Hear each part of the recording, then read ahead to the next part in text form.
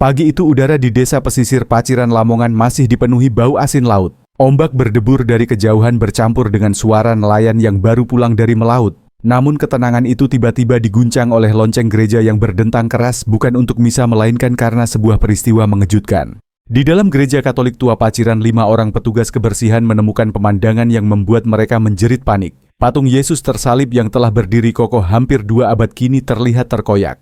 Ada bekas sayatan tajam menyilang tubuh kayu jati tua itu, dan anehnya dari celah kayu mengalir cairan merah pekat bercampur cat menetes di atas lantai batu dingin. Ya Tuhan, ini pertanda murka, teriak seorang ibu dengan suara gemetar. Tidak, ini pasti ulah seseorang yang ingin mempermalukan kita, sahut seorang bapak dengan wajah pucat.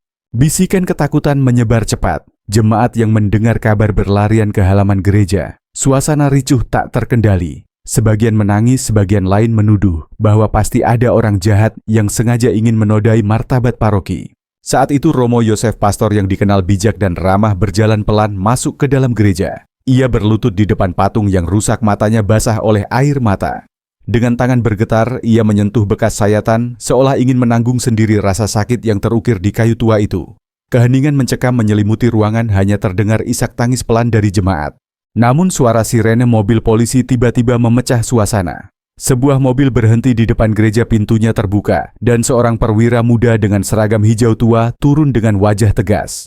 Ia adalah Letnan Polisi Ardiansyah, yang dikenal dingin dan skeptis. Ardiansyah menatap patung sejenak, lalu berbalik ke arah jemaat yang masih ribut. Dengan suara lantang ia berkata, "Ini adalah lokasi kejadian perkara. Tidak seorang pun boleh menyentuh apapun di sini."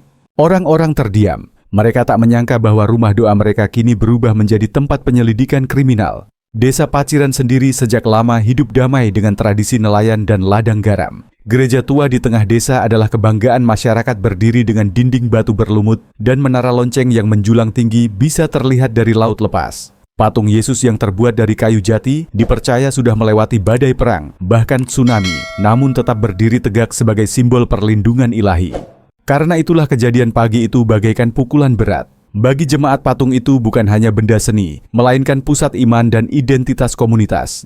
Mereka memandangnya sebagai saksi bisu kehidupan generasi demi generasi. Romo Yosef berusaha menenangkan jemaat, tetapi pikirannya penuh kekhawatiran. Ia tahu bahwa jika kebenaran tidak segera ditemukan, desas-desus akan menjadi bara yang membakar persaudaraan. Apalagi belakangan ini desa mulai diguncang isu pencurian perahu dan jaring nelayan. Banyak yang menuduh kelompok pemuda Katolik miskin sebagai pelaku, sehingga hubungan antar warga semakin renggang.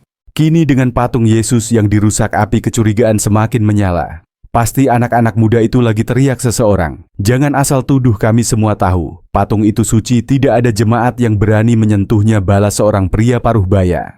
Suasana makin panas. Beberapa orang mulai berteriak satu sama lain dan suasana hampir berubah menjadi keributan fisik. Di tengah kekacauan, polisi menemukan sepotong kain kecil berlumuran darah di bawah kaki patung. Ketika kabar itu tersebar, bisik-bisik semakin ramai. "Siapapun yang melakukannya pasti terluka saat masuk ke gereja," kata seorang pria. "Kalau darahnya diperiksa pasti ketahuan pelakunya." Tak lama kemudian hasil identifikasi awal membuat semua orang terperangah. Potongan kain itu mirip dengan pakaian milik Rizal, seorang pemuda Katolik miskin di desa. Rizal dikenal suka berutang dan kerap bergaul dengan preman pasar malam. "Sudah jelas itu ulah Rizal. Dia pasti ingin menjual kayu patung itu demi uang," teriak seorang warga dengan penuh amarah. Romo Yosef terdiam. Ia mengenal Rizal sejak kecil. Memang pemuda itu sering berbuat salah, tetapi di matanya masih ada secercah kebaikan. Meski begitu, di hadapan arus tuduhan yang deras, bahkan Romo pun merasa sulit membela. Letnan Ardiansyah hanya mencatat dengan wajah tanpa emosi. Baginya ini hanyalah kasus perusakan properti berharga.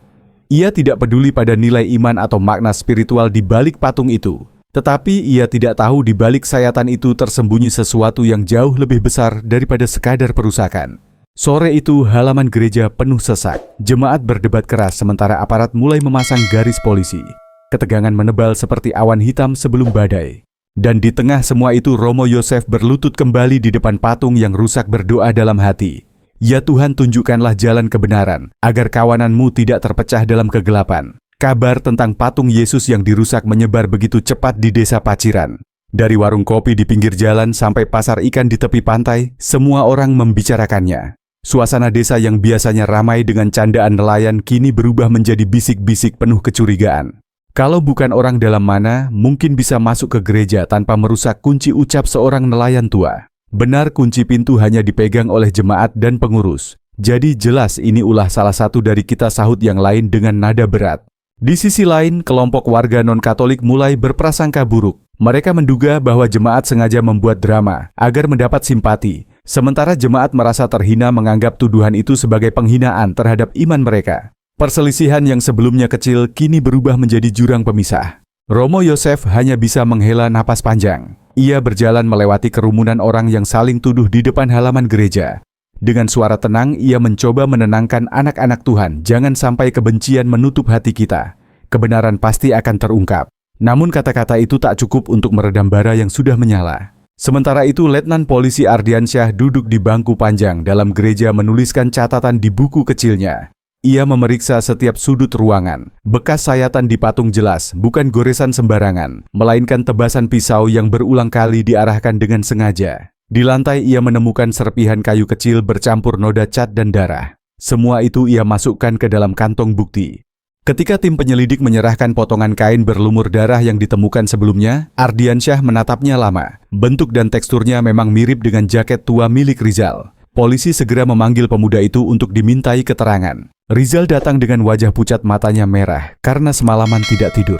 Begitu memasuki halaman gereja yang penuh sesak, orang-orang langsung berteriak. Itu dia pelakunya. Tangkap dia, jangan biarkan lari. Beberapa jemaat mencoba menahan kerumunan agar tidak main hakim sendiri, namun teriakan massa semakin bising. Rizal berlutut di depan Romo Yosef dengan suara bergetar. Romo, saya bersumpah. Saya tidak pernah berniat merusak patung itu. Saya memang punya utang, saya memang salah bergaul, tapi saya tidak akan pernah berani menyentuh sesuatu yang suci. Romo Yosef menatap matanya mencoba membaca kejujuran di balik kata-kata itu. Ia merasakan ketulusan, tapi bukti kain berdarah tetap menjadi bayang-bayang yang sulit diabaikan. Letnan Ardiansyah melangkah maju, suaranya dingin. Saudara Rizal, kami menemukan kain milikmu di bawah patung. Ada bercak darah. Bisa jelaskan, bagaimana itu bisa terjadi?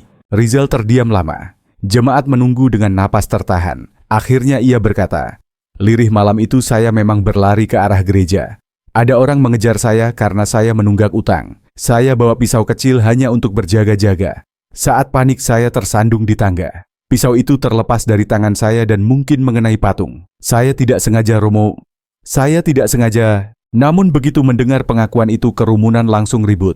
Lihat, dia sendiri mengaku bawa pisau. Sudah jelas dia pelaku, hukum dia. Ardiansyah mencatat dengan cepat. Dari sudut pandangnya sebagai penyidik, pengakuan Rizal justru memperkuat dugaan bersalah. Ada motif utang, ada alat pisau, ada bukti kain berdarah. Semua mengarah ke satu kesimpulan. Tetapi di dalam hati kecilnya sesekali muncul keraguan. Ketika ia memeriksa ulang lokasi kejadian, Ardiansyah menemukan jejak lumpur di sudut gelap belakang altar. Teksturnya tidak sama dengan tanah di sekitar gereja, melainkan mirip lumpur dari pelabuhan ikan. Ia mencatat detail itu dalam buku, namun tidak langsung mengumumkannya. Romo Yosef yang mendengar pengakuan Rizal justru makin dilema. Ia tahu pemuda itu sering salah langkah, tetapi juga tahu Rizal masih memiliki hati nurani. Dengan suara lembut, Romo berkata, anakku, kebenaran akan membebaskanmu. Jika kamu jujur, jangan takut. Mata Rizal kembali berkaca-kaca. Romo, hanya Tuhan yang tahu hati saya. Saya rela dihukum kalau memang bersalah, tapi saya mohon, jangan biarkan orang-orang menghukum saya sebelum semuanya jelas. Namun massa tetap bersorak menuntut keadilan instan. Polisi terpaksa mengamankan Rizal dan membawanya ke kantor desa untuk pemeriksaan lebih lanjut. Sepeninggal mereka, kerumunan masih gaduh. Ada yang yakin Rizal bersalah, ada pula yang mulai merasa ada sesuatu yang janggal. Di warung kopi seorang nenek berbisik, 3 malam lalu saya melihat beberapa orang asing mondar-mandir di dekat halaman gereja. Mereka bukan warga sini, wajahnya asing. Kabar itu cepat menyebar, menambah lapisan misteri baru. Apakah benar Rizal pelaku tunggal atau ada pihak lain yang lebih berbahaya? Di ruang kerjanya, Letnan Ardiansyah menutup bukunya dengan wajah serius. Ia menatap patung Yesus yang masih diselimuti kain putih di altar. Dalam hatinya terbersit pikiran. Mungkin ini bukan sekadar vandalisme biasa. Ada sesuatu yang lebih gelap di balik semua ini. Malam mulai turun di Paciran dan bersama gelapnya langit, ketegangan di desa itu semakin menebal. Malam itu suasana desa Paciran semakin mencekam. Rumah-rumah berdiri sunyi, hanya suara ombak dan desir angin laut yang terdengar. Namun di balik keheningan, bisikan kecurigaan terus bergaung. Sebagian warga percaya Rizal bersalah, sebagian lagi mulai ragu setelah mendengar kesaksian tentang orang-orang asing yang terlihat di sekitar gereja beberapa hari sebelumnya. Letnan Polisi Ardiansyah tidak bisa mengabaikan detail itu. Sejak kecil ia mengenal desa ini, bahkan dulu ia sering duduk di bangku gereja sebelum kehilangan ayahnya dalam badai. Tetapi sebagai aparat ia terbiasa menyingkirkan rasa pribadi. Malam itu ia memutuskan untuk mendatangi pelabuhan ikan Paciran sendirian, mencoba menelusuri jejak yang ia temukan di dekat altar lumpur asing yang bukan berasal dari halaman gereja. Pelabuhan masih ramai meski malam semakin larut. Lampu-lampu neon menggantung redup memantulkan cahaya di atas permukaan air asin yang dipenuhi sampah plastik. Bau amis ikan bercampur dengan asap rokok memenuhi udara. Nelayan sibuk membongkar muatan sementara sekelompok pria dengan pakaian lusuh terlihat berkerumun di pojok gelap seolah menunggu sesuatu. Ardiansyah berdiri agak jauh, mengamati dengan tatapan tajam. Dari kejauhan ia mengenali potongan kain kasar yang dipakai salah seorang pria. Kain itu serupa dengan bukti yang ia temukan di bawah patung. Pria itu juga terlihat memiliki balutan di tangan kanannya seakan menutupi luka. Menarik, gumam Ardiansyah dalam hati. Ia melangkah perlahan mendekati kerumunan itu. Namun begitu bayangan seragamnya terlihat beberapa orang langsung menoleh curiga. Salah satu dari mereka mendesis lirih polisi. Seketika kelompok itu bubar, sebagian menghilang di antara kapal-kapal, sebagian lain lari ke arah pasar malam yang sudah sepi. Ardiansyah berusaha mengejar, tetapi langkahnya tertahan oleh kerumunan nelayan yang sedang sibuk menurunkan ikan tongkol. Ketika akhirnya ia tiba di ujung dermaga, hanya tersisa bekas jejak kaki bercampur lumpur dan bau solar dari kapal kecil yang baru saja berangkat. Ia menghela napas menyadari bahwa ada sesuatu yang lebih besar dari sekadar kasus perusakan patung. Mereka bukan hanya preman biasa, pikirnya. Mungkin ada jaringan yang memanfaatkan keributan di desa ini untuk menyembunyikan kegiatan mereka. Keesokan paginya berita tentang Rizal semakin panas. Di warung kopi suara-suara sinis terdengar. Buat apa kita ragu, bukti sudah jelas, kain berdarah itu miliknya. Tapi jangan lupa ada orang asing di pelabuhan. Jangan-jangan mereka yang sengaja menjebak Rizal. Sementara itu keluarga Rizal menangis di rumah kecilnya. Ibunya jatuh sakit karena malu dan tekanan dari tetangga. Adiknya yang masih sekolah tidak berani keluar rumah. Bagi mereka nama Rizal sudah terlanjur tercoreng. Romo Yosef berkunjung ke rumah keluarga Rizal membawa doa dan penghiburan. Ia menggenggam tangan ibu Rizal berkata dengan suara lembut, "Percayalah Bu. Kebenaran tidak bisa disembunyikan selamanya. Tuhan akan menunjukkan jalan." Namun dalam hati Romo Yosef sendiri, ada kegelisahan yang dalam. Ia tahu kebenaran butuh pembuktian, bukan hanya doa. Dan ia tahu bahwa jika tidak ditemukan jawaban yang jelas, jemaat bisa terpecah belah untuk waktu yang lama. Malam berikutnya Ardiansyah memutuskan kembali berjaga di gereja. Ia duduk sendirian di bangku kayu panjang cahaya, lampu redup menyorot patung Yesus yang masih ditutupi kain putih. Angin laut menyusup melalui jendela kaca patri, membuat bayangan bergetar di dinding. Saat tengah malam sebuah suara berderit pelan terdengar dari arah pintu samping. Ardiansyah segera menyalakan senter. Ia menemukan bekas lumpur basah baru saja menempel di lantai dekat pintu. Jejak itu segar menunjukkan ada seseorang yang masuk dengan tergesa-gesa. Ia menyorotkan cahaya ke sudut altar. Di sana di balik tirai samping ia melihat potongan kain kasar lain yang setengah tertimbun debu. Ardiansyah mengambilnya dengan hati-hati lalu membandingkan dengan kain bukti sebelumnya. Teksturnya sama persis. Ini bukan kebetulan, gumamnya. Ada orang lain yang ingin kita percaya bahwa Rizal pelaku. Padahal ada pihak yang lebih licik. Pagi harinya Ardiansyah melaporkan temuannya kepada kepala polisi sektor. Namun sebagian rekan kerjanya bersikap skeptis. "Sudahlah Ardi, kita sudah punya tersangka jelas. Jangan membuat perkara ini makin rumit." Ardiansyah menggeleng, "Tidak. Jika kita salah menangkap orang konflik desa ini akan semakin parah. Kita harus gali lebih dalam." Sementara itu, kabar tentang penemuan jejak lumpur mulai menyebar pelan di antara warga. Sebagian jemaat mulai bertanya-tanya, apakah benar Rizal bersalah atau ia hanya korban fitnah. Di sisi lain, di sebuah gudang tua dekat pelabuhan sekelompok pria berkumpul. Salah satu dari mereka, pria dengan tangan terbalut, menghentakkan kaki kesal. Kenapa polisi masih curiga? Bukankah mereka sudah punya Rizal untuk dijadikan kambing hitam? Seorang lainnya menjawab dingin, "Tenang saja. Selama desa sibuk bertengkar, kita bebas mengatur barang di pelabuhan. Jangan panik." Namun tak seorang pun dari mereka tahu bahwa Letnan Ardiansyah telah mengintai dan potongan-potongan kebenaran mulai tersusun dalam pikirannya. Sore itu langit Paciran ditutupi awan kelabu. Desa terasa muram, seakan menanggung beban ketakutan yang tak terucap. Di depan gereja garis polisi masih terpasang, namun warga tetap berkerumun menatap penuh curiga satu sama lain. Suara bisik-bisik lebih tajam daripada suara ombak. Kalau Rizal tidak bersalah, lalu siapa? Jangan-jangan ada orang luar yang sengaja memecah belah kita, ucap seorang lelaki dengan nada waspada. Ah, jangan cari-cari alasan. Sudah jelas kain berdarah itu miliknya Balas, yang lain keras. Pertengkaran kecil nyaris meletus lagi hingga Romo Yosef keluar dari ruang pastoran. Dengan wajah letih, ia mengangkat tangan mencoba menenangkan. Kita tidak boleh saling menghakimi. Kebenaran hanya bisa ditemukan lewat penyelidikan, bukan lewat teriakan. Namun kata-katanya nyaris tak terdengar oleh sebagian warga yang sudah terbakar emosi. Sementara itu, Letnan Polisi Ardiansyah kembali ke dalam gereja untuk meneliti lebih lanjut. Ia merasa ada sesuatu yang belum terbongkar. Ia menyusuri lantai dingin, mengarahkan senter ke setiap sudut. Perhatiannya berhenti pada area belakang altar, tempat ia sebelumnya menemukan potongan kain kasar. Dengan hati-hati ia menggeser papan kayu tua yang sudah rapuh. Di baliknya ia menemukan bekas lumpur basah yang menempel di dinding dan lantai. Lebih mengejutkan, ada jejak sepatu yang masih jelas lebih besar daripada ukuran kaki Rizal. Ini bukti lain, gumamnya. Ia segera memotret jejak itu dengan kamera polisi. Saat ia meneliti lebih dekat, bayangan seseorang melintas cepat di luar jendela kaca patri. Ardiansyah menoleh tajam, lalu berlari ke arah pintu samping. Namun ketika ia membuka pintu halaman gereja kosong, hanya angin sore yang berhembus membawa aroma garam laut. Ia berdiri sejenak, matanya menyipit. Ada yang terus mengawasi, pikirnya. Malam harinya Ardiansyah memutuskan berjaga di dalam gereja lagi. Kali ini ia duduk tepat di depan altar, menatap patung Yesus yang masih terbalut kain putih. Suasana begitu hening, hanya terdengar detak jam tua di dinding. Sekitar tengah malam, ia mendengar suara langkah ringan. Ia menyalakan senter, sinarnya menyorot ke arah pintu samping. Pintu itu bergerak sedikit seperti didorong dari luar. Ardiansyah segera mengendap mendekat. Tiba-tiba pintu terbuka dan bayangan hitam melesat masuk. Ardiansyah menyergap cepat, berhasil meraih ujung jaket kasar yang dikenakan sosok itu. Terjadi pergulatan singkat di dalam gelap. Namun sosok itu lebih gesit, berhasil melepaskan diri dan kabur melalui jendela yang terbuka. Yang tertinggal hanyalah sobekan kain jaket yang tersangkut di tangan Ardiansyah. Ia menatapnya, menyadari kain itu identik dengan bukti sebelumnya. Bukan Rizal, ucapnya pelan. Ada orang lain yang ingin menjebaknya. Keesokan paginya ia menyerahkan kain baru itu ke laboratorium forensik lokal. Sementara hasil belum keluar, desas-desus di desa makin gila. Di pasar ikan, seorang nenek bersuara parau berkata, "Saya lihat sekelompok pria asing itu sempat nongkrong di dekat pelabuhan malam sebelum patung dirusak. Mereka bawa karung besar seperti bukan nelayan." Bisikan itu menyalakan bara, baru dugaan bahwa sindikat pelabuhan terlibat.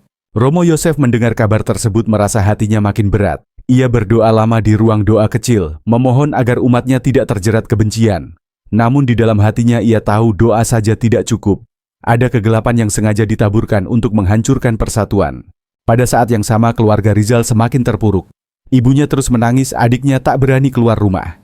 Rizal sendiri di ruang tahanan desa hanya bisa menunduk suaranya lirih ketika ia berbisik kepada Romo Yosef yang datang menjenguk. "Romo, saya tidak kuat. Semua orang menganggap saya penjahat. Saya ingin lari saja." Romo menggenggam bahunya, "Jangan anakku. Kebenaran akan datang. Tuhan tidak akan meninggalkanmu." Di luar, Letnan Ardiansyah berjalan melewati kerumunan warga yang masih berselisih. Ia menatap wajah-wajah penuh curiga lalu berkata, tegas, "Dengar baik-baik. Kasus ini belum selesai. Siapapun yang menyebarkan kebohongan akan kami temukan." Kata-kata itu membuat sebagian orang terdiam, tapi juga menimbulkan desahan sinis. Bagi mereka, polisi seharusnya sudah cukup dengan bukti kain berdarah. Namun Ardiansyah tahu ia berada di jalur yang benar. Malam menjelang lagi. Di gudang tua dekat pelabuhan, kelompok pria asing itu kembali berkumpul. Salah satu dari mereka berkata pelan, "Polisi itu terlalu pintar. Dia mulai curiga pada kita. Kita harus segera bertindak sebelum dia menemukan semuanya." Kalimat itu melayang di udara dingin, menjadi pertanda bahwa bayangan ancaman semakin dekat. Malam berikutnya, desa Paciran kembali gelisah. Setelah berhari-hari penuh gosip, suasana semakin berat. Beberapa keluarga bahkan memilih menutup pintu lebih awal, takut terjebak dalam pertengkaran antara kelompok yang pro dan kontra terhadap Rizal. Di halaman gereja, garis polisi masih membentang. Lampu-lampu jalan temaram menyorot bayangan panjang dinding batu yang berlumut.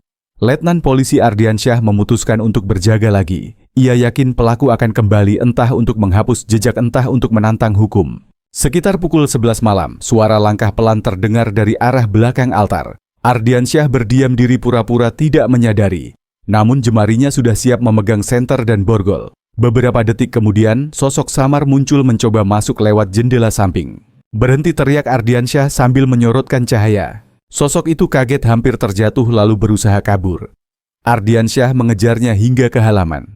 Pergulatan singkat terjadi di bawah pohon kelapa. Kali ini Ardiansyah berhasil menjatuhkan pria itu ke tanah. Wajahnya tampak asing, jelas bukan warga desa. Dari balik semak terdengar suara perempuan menjerit kecil. Ardiansyah menoleh cepat mendapati seorang anak perempuan kira-kira berusia 13 tahun berdiri gemetar. Ia mengenalinya Maya, anak seorang penjual ikan di pelabuhan. Aku lihat mereka. Maya terisak. Beberapa malam lalu pria-pria itu berkumpul di halaman gereja. Mereka membawa kaleng cat merah. Saya takut jadi saya sembunyi. Pengakuan itu membuat Ardiansyah tersentak. Ia segera mengamankan pria asing itu dan membawanya ke kantor desa. Namun di perjalanan Maya terus menceritakan apa yang ia lihat. Katanya salah satu dari pria itu tangannya terluka parah saat mencoba merusak patung. Setibanya di kantor, pria asing itu masih bungkam, tetapi sobekan jaketnya kembali cocok dengan kain kasar yang ditemukan sebelumnya. Perlahan teka-teki mulai terjawab. Rizal bukan pelaku tunggal, mungkin bahkan bukan pelaku sama sekali. Keesokan harinya berita tentang kesaksian Maya menyebar. Jemaat yang sebelumnya menuduh Rizal mulai goyah. Beberapa warga mendatangi rumah keluarga Rizal merasa bersalah karena terlalu cepat menghakimi. Namun masih ada kelompok yang keras kepala bersikeras bahwa bukti kain berdarah tetap tidak bisa dipungkiri. Romo Yosef mengundang jemaat berkumpul di aula gereja. Dengan suara berat ia berkata, "Kita semua telah terjebak dalam amarah. Kita lupa bahwa Tuhan mengajarkan untuk menunggu kebenaran, bukan memutuskan dengan prasangka. Anak kecil pun bisa menjadi saksi mengingatkan kita agar tidak buta oleh kebencian." Kata-kata itu membuat sebagian orang menunduk malu, namun suasana belum sepenuhnya reda. Di sisi lain, Ardiansyah semakin yakin ada jaringan besar di balik peristiwa ini. Ia kembali menelusuri pelabuhan. Kali ini ia tidak sendirian, 2 polisi desa menemaninya. Mereka mengawasi gudang tua yang sering dipakai berkumpul para pria asing. Menjelang subuh, pintu gudang berderit. 3 pria keluar sambil menggotong karung besar. Dari cara mereka bergerak jelas bukan hanya ikan. Ardiansyah memberi isyarat, tapi mereka menahan diri, memilih membiarkan para pria itu pergi lebih jauh agar bisa mengikuti. Langkah demi langkah mereka membuntuti hingga ke tepi dermaga. Di sana sebuah perahu kecil sudah menunggu. Salah satu pria membuka karung memperlihatkan barang selundupan botol minuman keras ilegal dan beberapa dus rokok tanpa cukai. "Benar dugaan saya," bisik Ardiansyah. "Mereka sengaja menciptakan keributan di desa agar penyelundupan ini tidak diawasi." Namun tiba-tiba salah satu pria menyadari kehadiran polisi. Ia berteriak. Ada polisi dan suasana langsung kacau. Perahu berusaha kabur, tetapi polisi berhasil menghadang. Terjadi baku kejar di dermaga yang licin. 2 pria berhasil ditangkap, satu lagi meloncat ke laut dan menghilang dalam gelap. Di kantor polisi sektor hasil interogasi mencengangkan. Salah satu pelaku akhirnya mengaku bahwa mereka memang disuruh merusak patung gereja. Tujuannya jelas, membuat warga Katolik dan non-Katolik bertengkar, sehingga perhatian masyarakat teralihkan dari kegiatan penyelundupan di pelabuhan. Rizal tidak bersalah, ujar Ardiansyah dengan tegas setelah mendengar pengakuan itu. Ia hanya dijadikan kambing hitam. Ketika kabar itu sampai ke telinga warga, keheningan panjang menyelimuti aula gereja. Wajah-wajah yang selama ini penuh amarah kini dipenuhi penyesalan. Ibunda Rizal menangis terisak, sementara Romo Yosef menunduk berdoa syukur. Namun Ardiansyah tahu permainan ini belum berakhir. Masih ada otak utama yang belum tertangkap, sosok yang sengaja mengatur semua kekacauan. Ia menatap keluar jendela melihat matahari terbit di balik Laut Jawa sambil bergumam dalam hati. Pertarungan sebenarnya baru saja dimulai. Udara pagi di Paciran terasa berbeda.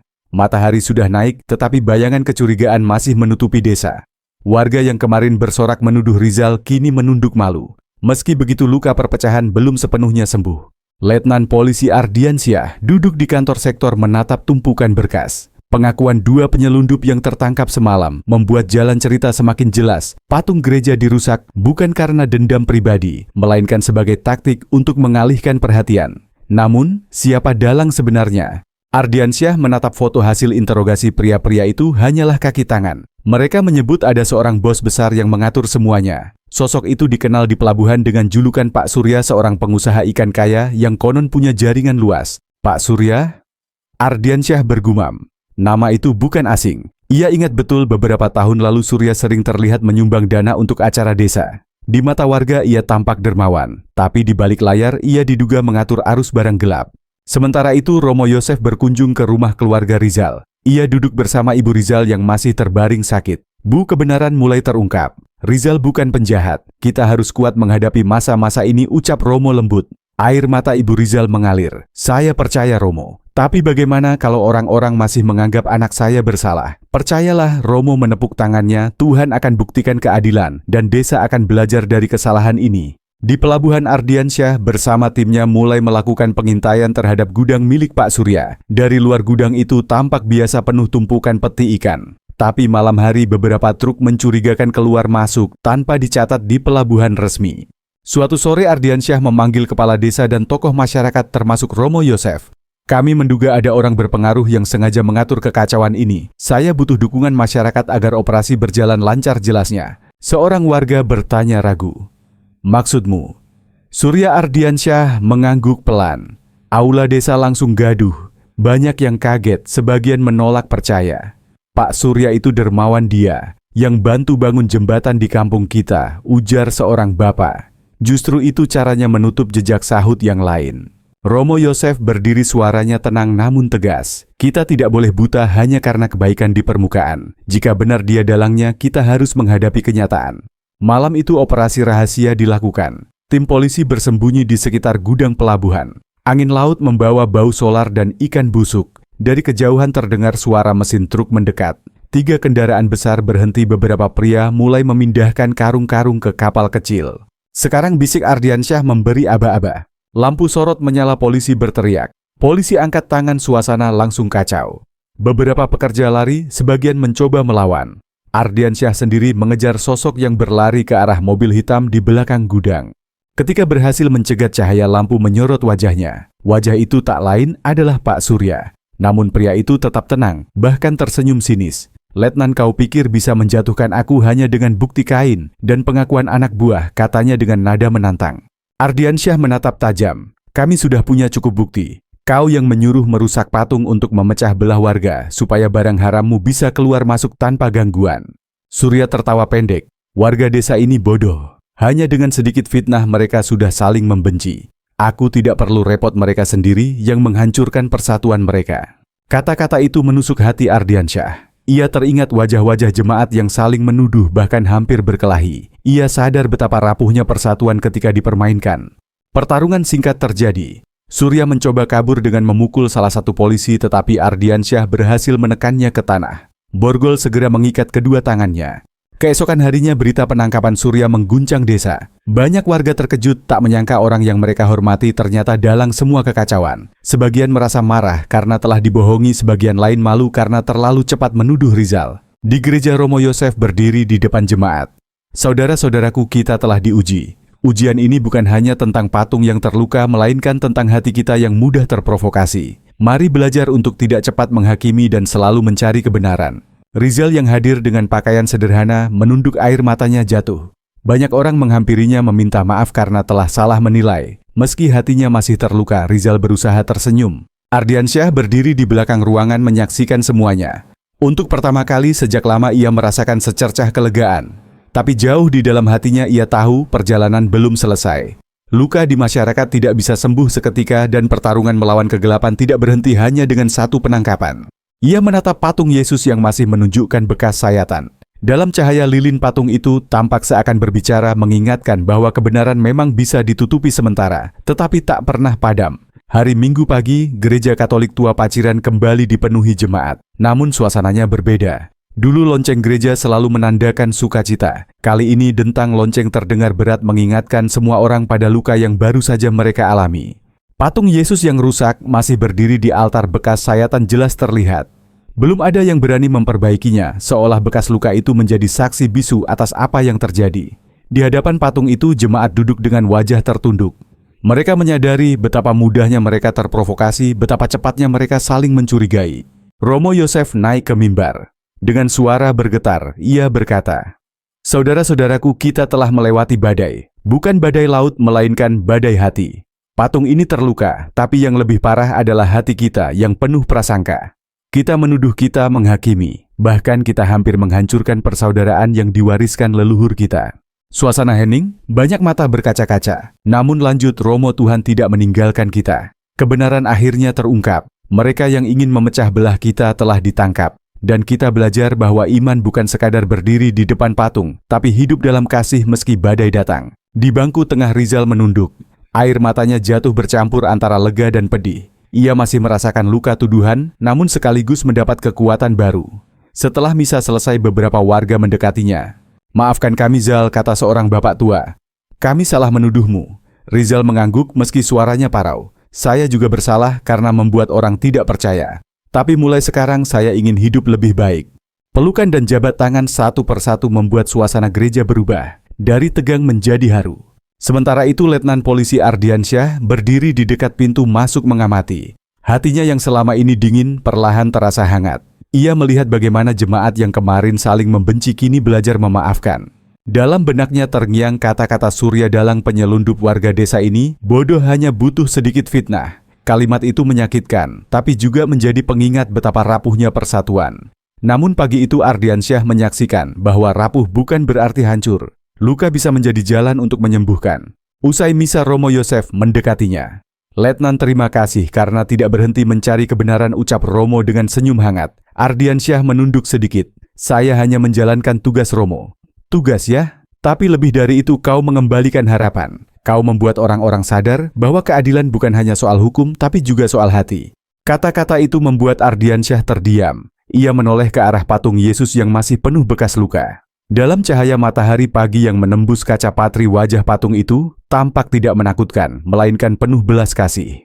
Untuk pertama kalinya setelah bertahun-tahun Ardiansyah merasakan dorongan untuk membuat tanda salib. Tangannya gemetar, tapi ia lakukan perlahan. Jemaat yang melihatnya terdiam lalu tersenyum. Beberapa bahkan berbisik, "Dia kembali." Hari-hari berikutnya, desa Paciran mulai pulih. Gudang penyelundup disita, jaringan Surya diusut sampai ke akar. Kehidupan nelayan kembali berpusat pada laut, dan pasar ikan bukan gosip dan kebencian. Meski masih ada rasa malu, perlahan-lahan masyarakat belajar mempercayai satu sama lain lagi.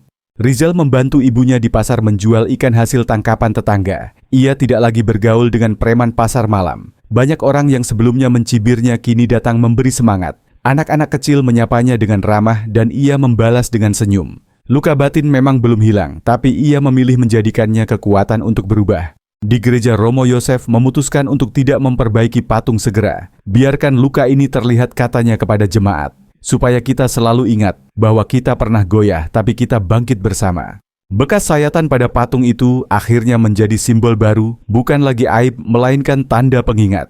Setiap kali jemaat melihatnya, mereka teringat pada bahaya fitnah, tetapi juga pada kuasa pengampunan. Suatu sore ketika matahari hampir tenggelam, Ardiansyah duduk sendirian di bangku gereja. Ia menatap patung itu lama sekali. Ingatannya melayang pada ayahnya yang hilang di laut, pada doa ibunya yang tak terkabul. Dulu semua itu membuatnya menolak iman. Tapi kini ia sadar mungkin Tuhan tidak selalu menjawab seperti yang ia minta, tapi selalu hadir dengan cara yang tak terduga. Ia berbisik lirih, "Kalau engkau benar ada, terima kasih sudah memberi aku kesempatan untuk melihat cahaya lagi." Angin sore masuk melalui jendela, membuat nyala lilin bergoyang. Cahaya kecil itu menari di dinding batu tua, seakan menjawab doanya. Dan begitulah kisah patung yang terkoyak bukan hanya tentang kejahatan yang disusun oleh sindikat, bukan hanya tentang Rizal yang difitnah. Kisah ini menjadi perjalanan seluruh desa, dari kegelapan menuju terang, dari kebencian menuju kasih, dari perpecahan menuju persatuan. Bekas luka pada kayu tetap ada, namun justru disitulah mereka menemukan arti iman yang sebenarnya.